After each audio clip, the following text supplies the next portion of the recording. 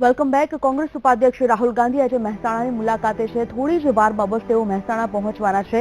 રાહ તેઓની જોવાઈ રહી છે અને તેના કારણે જે કોંગ્રેસના જે કાર્યકરો છે, આગેવાનો છે, તેઓ મહેસાણા ખાતે પહોંચી અને તૈયારીઓને આખરી ઓપ આપી દીધો છે. કોંગ્રેસી કાર્યકરોમાં આજે પોતાના એક યુવા નેતાને લઈને પણ ઉત્સાહ જણાઈ રહ્યો છે. જો કે આ જે મુલાકાત છે તે ગુજરાતના રાજકારણને કઈ રીતે બદલી શકશે કે કેમ, કઈક અસર આ કોંગ્રેસને રાહુલની આ મુલાકાત પર પડી શકે છે કે કેમ, અને સાથે જ મહેસાણા ખાતે મુલાકાત છે અને મહેસાણા પાટીદારોનું ગઢ ગણાય છે, ત્યારે પાટીદારો પર તેની ઇમ્પેક્ટ કેવી પડી શકે છે, આ તમામ વિષય પર આપણે એક ચર્ચાનું આજે આયોજન કર્યું છે. ચર્ચામાં આપણી સાથે છે સુધીરભાઈ રાવલ, રાજકીય વિશ્લેષક છે, અને સાથે છે પાસ પ્રવક્તા વરુણભાઈ પટેલ. વરુણભાઈ, સુધીરભાઈ, આપ બંનેનું સ્વાગત. શરૂઆત સુધીરભાઈ આપનાથી. મહેસાણા મુલાકાત, સુધીરભાઈ, પહેલા તો જ્યારે રાહુલ ગાંધીની નક્કી થઈ કે 21 તારીખે રાહુલ ગાંધી મહેસાણામાં આવવાના છે, તે પૂર્વે આવવાના છે કરીને એક ચર્ચા એ પણ વહેતી થઈ હતી કે આવશે કે કેમ, કારણ કે ઘણી મુલાકાતો રાહુલની રદ પણ થઈ ચૂકી છે ગુજરાત ખાતે. આ એક મુલાકાતને ફિક્સ કરવામાં આવી છે અત્યારે 21 ડિસેમ્બરના રોજ. આગામી સમયમાં જ્યારે ચૂંટણી પણ નજીક છે, ત્યારે શું લાગે છે, આપ આ મુલાકાતને પહેલા તો કઈ રીતે જોઈ રહ્યા છો? સંજીવની, એ બરાબર છે કે રાહુલ ગાંધી અત્યારે ગુજરાતમાં આવી છે, એક ચોક્કસ એક મહત્વના સમાચાર છે. ગુજરાત કોંગ્રેસ માટે છે અને ગુજરાતની પરિસ્થિતિ જોતા ભારતીય જનતા પક્ષ માટે પણ. ભારતીય જનતા પક્ષની સ્થિતિ છેલ્લા નરેન્દ્રભાઈના ગયા પછી જે રીતે કથળતી ગઈ એવું ચોક્કસ કહી શકાય, અથવા તો જે પ્રમાણમાં નબળી પડી છે એવું ચોક્કસ કહી શકાય. ત્યારે બીજી તરફ કોંગ્રેસનો આશાવાદ એમની નિષ્ફળતાના આધારિત વધ્યો છે. પાટીદાર આંદોલન અને દલિત આંદોલન પછી આ એક નોટબંધીનો મુદ્દો પણ એવો આવ્યો કે જેમાં કોઈને કોઈ રીતે સીધી ને આડકતરી રીતે ભારતીય જનતા પક્ષ રક્ષણાત્મક સ્થિતિમાં બન્યો છે. સમસ્યાઓ કેટલીક નથી ઉકેલી શક્યું. એ ત્યારે સંગઠન હજી મજબૂત કોંગ્રેસનું ન થયું હોવા છતાં જ્યારે રાહુલ ગાંધી આવતા હોય ત્યારે સ્વાભાવિક છે કે એ લોકો માટે આગામી ચૂંટણીને ધ્યાનમાં રાખીને એક લોન્ચિંગ, એક તરફ તો રાહુલ ગાંધીનું પોતાનું લોન્ચિંગ કહેવાય, એ પ્રમુખ તરીકે જે ધુરા સંભાળવાના નજીકમાં વાત છે એને ગુજરાતમાં કેવું સ્વીકાર્યતા મળે છે એ પણ આજે સાબિત થશે. બીજું, ભારતીય જનતા પક્ષની જે અત્યારે અંદર નોટબંધીની ચર્ચાઓ છે એમાં શું નવી વાત કરે છે. એમણે એમ કીધું કે હું ધડાકો કરીશ, તો એ ધડાકામાં એકાદો ધડાકો અહીંયા થવાનો છે કે નહીં એ પણ રસપ્રદ થશે. નરેન્દ્રભાઈ પણ હમણાં અહીંયા આવી ગયા ત્યારે એ પણ બોલ્યા હતા કે સંસદમાં નથી બોલવા દેતા, એટલે અહીંયા બોલું છું. અને રાહુલ ગાંધી એમ કહેતા કે સંસદમાં નથી બોલવા દે, એટલે એ પણ અહીંયા આવીને જો માધ્યમ તરીકે કેટલો ઉપયોગ કરે છે એ જાણવામાં રસ છે. બીજું, બધા જ નેતાઓ અહમદ પટેલ સહિત અહીંયા છે ત્યારે આ સભાને એ લોકોએ ખૂબ જ મહત્વ આપ્યું છે. પણ મારે જે વાત કરવી છે એક છે કે જે પાટીદારની જે ચર્ચા થાય છે, તો કોઈ પણ રાજકીય પક્ષમાં જ્યારે જ્ઞાતિ કેન્દ્રિત રાજકારણ હાવી થતું જાય ને, એ રાજ્યના હિતમાં નથી.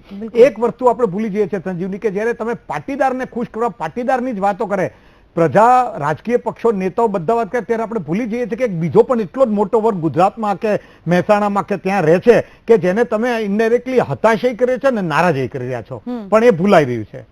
બિલકુલ, આપે જે રીતે વાત કરી કે જ્ઞાતિ આધારિત રાજકારણ ક્યાંક ને ક્યાંક ન થવું જોઈએ, અને તેમાં પણ અત્યારે જ્ઞાતિ આધારિતની વાત કરીએ તો પાટીદારો ખૂબ જ ચર્ચામાં છે. વરુણભાઈ પાસેથી જાણીએ. વરુણભાઈ, અત્યારે રાહુલ ગાંધીની મહેસાણામાં જે સભા છે, એક તો મહેસાણા પાટીદારોનું ગઢ ગણાય છે અને તેમાં પણ ક્યાંક ને ક્યાંક પાટીદારોનો દ્રષ્ટિકોણ ખૂબ જ મહત્વ રાખે છે આ સભાને લઈને, આ મુલાકાતને લઈને. શું કહેશો? તમારી વાત 100% સાચી છે કે મહેસાણા એ પાટીદારોનો ગઢ છે. કદાચ પાટીદાર ફેક્ટરને પોતાની તરફે પાટીદાર વોટ બેંકને લાવવા માટે કદાચ આ કોંગ્રેસની સ્ટ્રેટેજી હોઈ શકે. ઘણા વર્ષે કોંગ્રેસમાં એવી હિંમત ખુલી છે કે મહેસાણામાં જાહેર સભા કરી રહી છે. કોઈ પણ રાજકીય પાર્ટી હોય તો એ ખાલી પોતાની વોટ બેંકની રાજનીતિ કરવાની છે, પણ જે અમારી વાત કરીએ તો અમારી વાત છે, અમારી કોઈ વોટ બેંકની રાજનીતિ નથી. અમારી તો એક સ્પષ્ટ નીતિ છે કે જે પણ રાજકીય પાર્ટી અમારી માંગણીઓ સ્વીકારે, અમારી ડિમાન્ડોમાં સમર્થન આપે અને અમારા ન્યાય માટે લડે, અને કદાચ કાલે ઉઠી, અને અત્યારે તો શક્યતા બહુ ઓછી લાગે છે કોંગ્રેસના લક્ષણ પ્રમાણે, પણ કાલ ઉઠી અને કદાચ કોંગ્રેસ સત્તામાં આવે તોય જો પાટીદાર સમાજની જે માંગણીઓ છે એ પૂરી કરવાની ખાતરી આપે તો પાટીદાર સમાજ 100% કોંગ્રેસ સાથે જઈ શકે છે. ભાજપ જો એ ખાતરી આપે તો ભાજપ જોડે, કે બીજી કોઈ પણ રાજકીય પાર્ટી, જે રાજકીય પાર્ટી પાટીદાર સમાજને એની માંગણીઓની પૂરી કરવાની ખાતરી આપે એ પાર્ટી સાથે આ પાટીદાર સમાજ જઈ શકે છે. બાકી પાટીદાર સમાજ એટલો અણસમજુ સમાજ એ નથી કે ખાલી જાહેર સભાઓ કરવાથી, સારી વાતો કરવાથી કોઈ રાજકીય પાર્ટીની પાછળ દોરવાઈ જાય. એ પણ દરેક પાર્ટીએ વિચારવું જોઈએ. સુધીરભાઈ, ક્યાંક ને ક્યાંક પાટીદારોનું જે આખો રૂખ છે, એ રૂખ ક્યાંક ને ક્યાંક એવો છે કે તેઓ ફક્ત તેમના અનામતથી તેમને મતલબ છે, કોઈ પક્ષ સાથે તેમને અત્યારે લેવા દેવા નથી. પછી એ ભાજપ હોય કે કોંગ્રેસ હોય, ક્યાંક ને ક્યાંક રાજકીય જે પક્ષો છે તે પાટીદારોનો આખો જસ ખાટવા માટે, પાટીદારોને તેમના પક્ષમાં લાવવા માટે, તેમના મત તેમને મળે તેના માટે પ્રયાસો કરી રહ્યા છે, તે અલગ વાત છે. પરંતુ પાટીદારોનો એક દ્રષ્ટિકોણ ખૂબ જ સ્પષ્ટ છે. એવું લાગે છે મહેસાણા સ્થળ પસંદ કરવા પાછળનું કોંગ્રેસનું કારણ પણ આ જ હોઈ શકે, સુધીરભાઈ? પાટીદારોનો આક્રોશ છે અને પોતાની સહાનુભૂતિથી એને જીતવા, એમાં સહાનુભૂતિ જીતવાનો તો આમાં ચોક્કસ વ્યૂ છે જ. બીજું, સૌરાષ્ટ્ર કરતા શંકરસિંહ વાઘેલા કે ભરતસિંહ સોલંકી જેવા નેતાઓ ઉત્તર ગુજરાતના વધારે પ્રમાણમાં કહેવાય, સમર્થન વધારે એમની પ્રમાણમાં કહેવાય, અથવા તો ત્યાંના કાર્યકર્તા એમનાથી વધારે પડતા સંગઠિત હોય, એટલા કારણોસર પણ એ ઉત્તર ગુજરાત અને મહેસાણા જે રીતે પાટીદાર આંદોલનનું એપી સેન્ટર સાબિત થતું રહ્યું છે, એ પ્રમાણે જોઈએ તો એ વ્યૂહરચનાના ભાગરૂપે, રાજકીય વ્યૂહરચનાના ભાગરૂપે યોગ્ય છે આ છે. અને બીજું કે અત્યારે પાટીદાર લોકોનું જે વલણ હોય પણ એને ખુશ કરવાની વાત હોય, ને માની લો કે હમણાં વરુણભાઈએ કીધું કે અમને એવું કે જો ખાતરી આપે તો અમે એમના પાસે જજો, તો પાટીદારો માની લો કે પ્રેશર ટેક્ટિકથી બી કરે ને પેલા લોકો કદાચ હા પણ પાડી દે, તો મારી દ્રષ્ટિએ થવું એવું જોવું આઈડિયલી. કારણ કે જો અનામત સ્વીકારવાની હોત તો આનંદીબેને પણ સ્વીકારી શક્યા હોત કે વિજયભાઈ બી સ્વીકારી શક્યા હોત, એ લોકો કરીને પાછા જ પડ્યા છે. તો એટલી વાસ્તવિકતા સામે જો કોંગ્રેસ એવું કે અમે સહાનુભૂતિ સાથે છે તો બરાબર, પણ અમે અનામત જ લાવીશું અથવા એવી સમસ્યા ઉકેલીશું, તો એને બ્લુ પ્રિન્ટ રજૂ કરવી પડે. પ્રજાએ પણ પૂછવું પડે કે તમારી બ્લુ પ્રિન્ટ શું છે મત આપતા પહેલા, ભારતીય જનતા પક્ષ કે કોંગ્રેસ. એટલે જો પાટીદારને સમર્થનની વાત છે, એક તો જ્ઞાતિ આધારિત હોય, એને હું બિલકુલ મને યોગ્ય નથી ગણતો, એ સમાજના કે દેશના કે રાજ્યના હિતમાં નથી. પણ માની લો કે કદાચ એ પોતાના વિકાસ માટે, સમાજના વિકાસ માટે વાત કરતો હોય, તો એને બ્લુપ્રિન્ટ માંગવી જોઈએ કોઈ પણ રાજ્ય કે ભાઈ કયો છે રસ્તો કે જ્યાં અડચણ નથી એની ખાતરી, અને પછી એ લોકો સમૂહમાં પોતાની રીતે મત આપે, સ્વેચ્છાએ મત આપે, દબાણથી નહીં. તો એમાં મને એમ લાગે છે કે એવું આપણા રાજકારણમાં થતું હોય છે, પણ એમાં પેલા કરતા સારી પરિસ્થિતિ કહી શકાય. ઓકે, સુધીરભાઈ, અત્યારે જ્યારે રાહુલ ગાંધી આવવાના હતા, 2-3 દિવસ પહેલા અહેમદ પટેલ અત્યારે ત્યાં હતા મહેસાણા ખાતે, ઘણા બધા કોંગ્રેસના આગેવાનો પણ હતા. અહેમદ પટેલ વર્ષોથી કોંગ્રેસમાં સોનિયા ગાંધીના સલાહકાર છે. ક્યાંક ને ક્યાંક આપને એવું લાગે છે કે અહેમદ પટેલની જે રાજકીય ભૂમિકા છે તે ગુજરાત માટે પોઝિટિવ નેગેટિવ ઇમ્પેક્ટ પાડી શકે તેમ છે, એવું લાગે છે? સંજયભાઈ, કોંગ્રેસની કાર્ય સંસ્કૃતિ જેવી છે કે એમાં એનું અત્યારે વર્ષોના પેલા પછી પતન થયું છે, કારણ કે નવા લોકો એમાં ઉમેરાઈ શકતા નથી. એ જે પ્રવાહમાં સમયની સાથે બદલાવું જોઈએ એ નથી બદલાતું. કોંગ્રેસ અત્યારે જે રીતે ભારતીય જનતા પક્ષ અને ખાસ કરીને નરેન્દ્ર મોદીએ યુવાન નો રિપીટ થિયરી, જુદી જુદી બાબતો, એની અંદર જે રીતે નવા લોકોને જોડે છે, કોંગ્રેસમાં બહુ ઓછી શક્યતાઓ છે. અહેમદ પટેલ બી વર્ષોથી એમનો દાયકાઓ સુધીનો એમનો દબદબો રહ્યો છે, ખાસ કરીને પોલિટિકલ એડવાઇઝર તરીકે અત્યારે સોનિયા ગાંધી સાથે છે જ. અને કોંગ્રેસના પણ કોઈ પણ નેતા હોય, ચાહે શંકરસિંહ હોય, સિદ્ધાર્થ પટેલ હોય, શક્તિસિંહ હોય, ભરતસિંહ સોલંકી હોય, એ અહેમદ પટેલને ઓળંગીને આગળ જઈ શકતા નથી, કારણ કે સર્વમાન્ય નેતા છે. પણ ત્યાં જે રીતે રાહુલ ગાંધીએ યંગ લોકોને આગળ આવવાનું બીડું ઉઠાવ્યું છે, તો રાષ્ટ્રીય રાજનીતિની અંદર જોઈએ તો રાહુલ ગાંધીનો પણ અંદર ખાને ઘણો વિરોધ થયો છે. અને એક તો ત્યાં અંતરંગ વર્તુળમાં રાહુલ ગાંધી પણ અહેમદ પટેલને હવે કેટલાક નિર્ણયોમાં ક્યાં બાયપાસ થઈ શકે, કેવી રીતે થઈ શકે, એ ઘટનાઓ ચાલી રહી છે, જે લોકો સુધી આવે કે ના આવે. પણ જો એમણે કોંગ્રેસ બેઠી કરવી પડતી હશે તો બીજા અહેમદ પટેલો ઉભા કરવા પડશે, બીજા શંકરસિંહ વાઘેલા ઉભા કરવા પડશે, તો જ તમારું સમર્થન વધશે.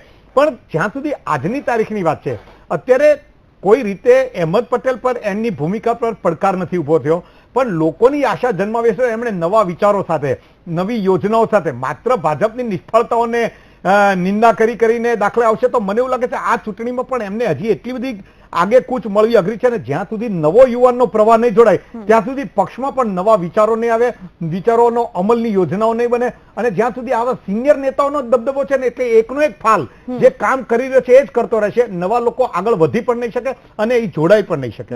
વરુણભાઈ, 2017માં જે ચૂંટણી આવી રહી છે વિધાનસભાની, તેનું કામકાજ પાઇપલાઇનમાં શરૂ થઈ ગયું છે અને તેના કારણે આપણે એવું કહી શકીએ કે હવે ગુજરાતમાં જે પણ કઈ સભા થશે કોંગ્રેસ દ્વારા, ભાજપ દ્વારા, એ ખૂબ જ મહત્વની માનવામાં આવશે અને તેમાં મોટો રોલ પાટીદારોનો હશે.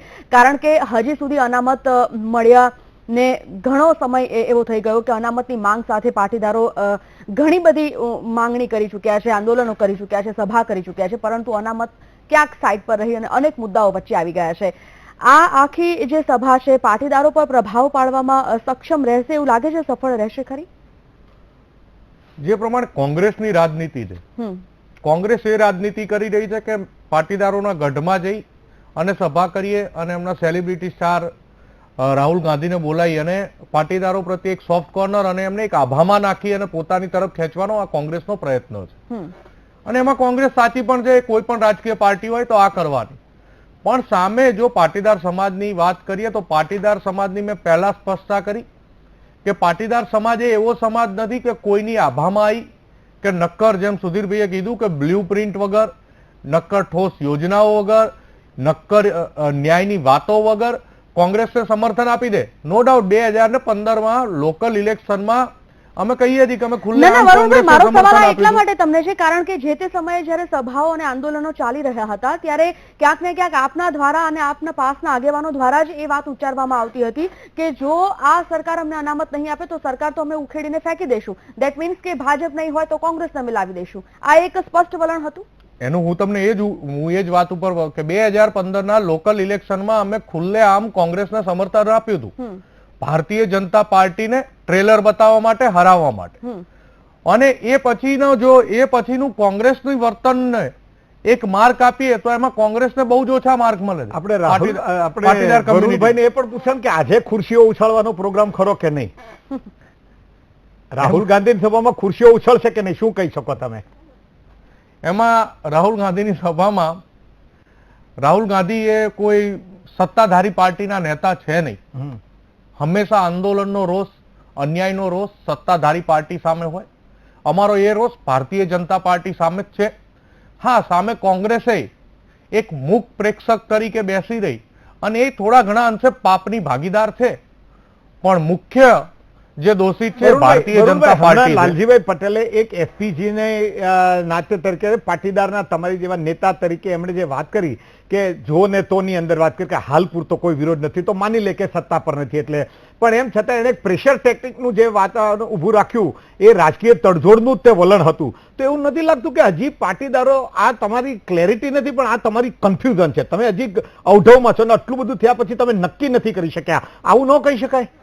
અમે ઓઢવમાં નથી, અમે અત્યારે રાજકીય પાર્ટીઓને ઓઢવમાં નાખી રહ્યા છે. નહીં, એ પ્રેશર ટેકનિક છે. પણ ગુજરાતની અંદર બે જ રાજકીય પક્ષો ચાલી રહ્યા છે, બેકીના બધા વિકલ્પો ચાલ્યા નથી. એ જોતા હજી તમે જો ભારતીય જનતા પક્ષને પરિવર્તન કરવા માંગતા હો તો પણ તમે નક્કી નથી અને અત્યારે કોંગ્રેસને સમર્થન આપીને તમારું ભવિષ્ય સુધારવા માંગો છો એવી રણનીતિ નક્કી કરી એ પણ નથી. તો આ ચોક્કસ કન્ફ્યુઝન છે. અમારા તરફથી કોઈ કન્ફ્યુઝન નથી. અમારું વિઝન, અમારું માઇન્ડ એકદમ ક્લિયર છે. ખાલી આ યોગ્ય સમય નથી. સુધીરભાઈ કદાચ એક મિનિટ વરુણભાઈ, સુધીરભાઈ કદાચ આ એક મારું મૂલ્યાંકન છે કારણ કે આપે જે રીતે જણાવ્યું કે અગાઉ જ્યારે પાટીદારો આંદોલનો કરી રહ્યા હતા અનામત માટે ત્યારે તેઓ સ્પષ્ટ વલણ અપનાવ્યું હતું કે તેઓ જો તેઓની માંગ સંતોષવામાં નહીં આવે તો તેઓ સરકાર તો ઉખેડી ફેંકશે. પાટીદારોમાં એટલી સક્ષમતા છે, પાટીદાર એટલો વર્ગ મોટો છે મતદારો ના રૂપે જ ગણવામાં જઈએ.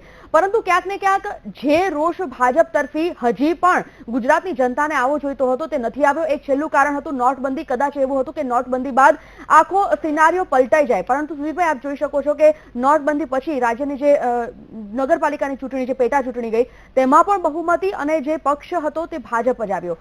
આ ક્યાંક ને ક્યાંક જે કોંગ્રેસ કરે છે તેવું નથી થયું કે એમના જ મુખે ફરી પાછો તમાચો વાગે? એટલે આ જે નોટબંધીનો તમે જે સંજીવની ઉલ્લેખ કરો છો એટલે જો રાજકીય રીતે એવું ચોક્કસ ભારતીય જનતા પક્ષ કહી શકે સમર્થન છે અમને અને સિદ્ધ થયું કહેવાય કારણ કે એમને ચૂંટણીમાં સત્તા મળી, ચાહે ચૂંટણી નાની હોય કે મોટી હોય. પણ નોટબંધીનો મુદ્દો જે ગ્રામીણ સ્તરે જેટલો સ્પર્શ્યો છે અને આખા દેશનો છે એ આખી આ નાનકડી ચૂંટણીમાં સીધા કેન્દ્રના નિર્ણયને અવલોકોને આટલા ટૂંકા ગાળાની અંદર એ હજી વધુ વહેલું કહેવાય કારણ કે વડાપ્રધાનની અંદર લોકોની વિશ્વસનીયતા છે ને એમણે એક 50 દિવસની જે મહેતલ માંગી છે તો 50 દિવસમાં લોકો હજી લાઈનમાં ઉભા રહીને મુશ્કેલીઓ સર્જીને પણ એમની વિરુદ્ધ જવા નથી માંગતા. પણ જો તમે એમ તો અત્યારે મહારાષ્ટ્રની જે આવી ચૂંટણીઓ હતી એની અંદર કોંગ્રેસ આગળ આવી છે, પંજાબની અંદર ભારતીય જનતા પક્ષને, ગુજરાતમાં ભારતીય જનતા પક્ષને લાભ થયો છે. પણ એ એવી નાની ચૂંટણીઓ છે કે સીધે સીધું કેન્દ્રના કે વડાપ્રધાનના નિર્ણયને આટલા ઉચ્ચ અર્થતંત્રના લગતા નિર્ણયોને જ્યાં સુધી પ્રજાની તકલીફો એકદમ ન આવે ત્યાં સુધી એટલી અવલોકવાની એની ક્ષમતા કે કાર્યદક્ષતાને તમે માપવાનું સાહસ કરો અથવા તો એ લોકોની અંદર અવિશ્વાસ કરો, બંને અન્યાય કરતા છે. એટલે થોડોક સમય ગયા પછી બી જો આ રૂરલ પરિસ્થિતિ સુધરે નહીં, 2 મહિના 3 મહિના તો ભારતીય જનતા પક્ષ કે વડાપ્રધાનનો પણ વિશ્વાસ તૂટશે, પ્રજાનો વિશ્વાસ તૂટશે અને પરિસ્થિતિ ત્યાર બદલાય. તમે આજે 6 મહિના પછીની ચૂંટણીઓને નોટબંધી સાથે સરખાવો તો મને એમ લાગે છે આજના કરતા વધારે યોગ્ય કહેવાય. ઓકે વરુણભાઈ, સુધીરભાઈ, આપ બંનેનો ખૂબ ખૂબ આભાર. સમયનો અભાવ છે, આપણે આ ચર્ચાને અટકાવીએ છીએ અહીં. તો દર્શક મિત્રો, જે રીતે રાહુલ ગાંધીનો પ્રવાસ ગુજરાત ખૂબ જ સૂચક માનવામાં આવી રહ્યો છે. જોઈએ આગામી સમયમાં રાહુલ ગાંધી જે પર્પઝથી ગુજરાતને પસંદ કર્યું છે, જે સ્થળને પસંદ કર્યું છે, તે તેમના માટે કેટલું લાભકારી, ફાયદાકારક નીવડે છે. રજા લઈશ. નમસ્કાર.